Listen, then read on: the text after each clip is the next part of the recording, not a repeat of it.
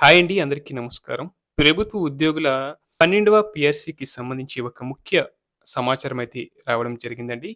ఉద్యోగులు లక్షలాది రూపాయలు ఆర్థికంగా నష్టపోయి సంక్షోభంలో కొట్టుమిట్టాడుతున్నారు. మారిన పరిస్థితులు, పెరిగిన ధరలకు అనుగుణంగా పే రివిజన్ చేపట్టాలి. దీనికి సంబంధించి పూర్తి సమాచారాన్ని పూర్తిగా తెలుసుకుందాం.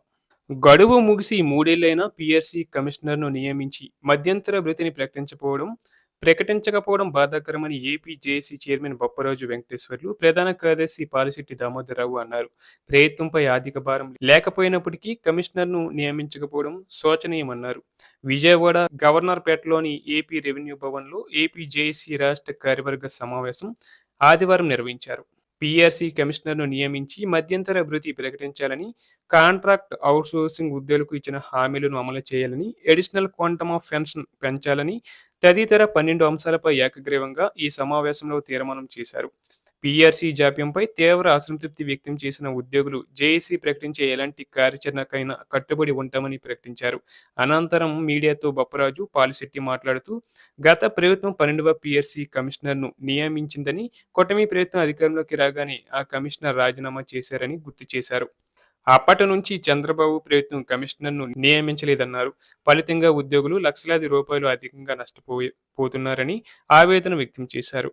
తెలంగాణ రాష్ట్ర ప్రభుత్వం అక్కడి ఉద్యోగులకు 2023 నుంచి ఐఆర్ చెల్లిస్తున్నప్పటికీ కూటమి ప్రభుత్వం ఒక్క రూపాయి కూడా చెల్లించడం లేదన్నారు. ఉద్యోగులంతా ఆర్థిక సంక్షోభంలో కొట్టుమిట్టాడుతున్నారన్నారు. స్వయంగా సీఎం చంద్రబాబు గత ఏడాది అక్టోబర్ 25న ఉద్యోగ సంఘాల నేతలతో సమావేశమై పీఆర్సీ అంశాన్ని ఆయనకు వదిలేయాలని చెప్పడంతో ఉద్యోగులంతా సహనంతో వేచి ఉన్నారన్నారు. కానీ ప్రభుత్వం నుంచి పీఆర్సీ కమిషనర్ నియామకం, మధ్యంతర భృతి వీటిపై కనీస స్పందన లేదన్నారు.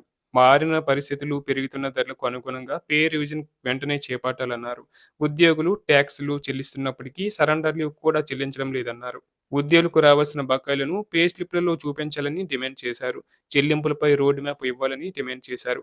ఉద్యోగుల్లో తీవ్ర అసంతృప్తి నెలకొందని, వారి ప్రయోజనాలను కాపాడుకోవడానికి ఉద్యమ కార్యాచరణ తప్ప వేరే ప్రత్యామ్నాయం కనిపించడం లేదన్నారు. అలాగే ఉద్యమ కార్యాచరణ కలిసొచ్చే సంఘాలతో సమన్వయం చేసేందుకు రాష్ట్ర స్థాయిలో ఒక కమిటీని నియమించినట్లు తెలిపారు. ఉద్యోగులంతా ఉద్యమానికి సిద్ధంగా ఉండాలని స్పష్టం చేశారు. సమావేశంలో JAC associate chairman TV Phani, ఫేర్రాజు, మహిళా విభాగం రాష్ట్ర అధ్యక్ష ప్రధాన కార్యదర్శులు పారె లక్ష్మి, పొన్నూరు విజయలక్ష్మి, వివిధ జిల్లాల అధ్యక్ష ప్రధాన కార్యదర్శులు పాల్గొన్నారు.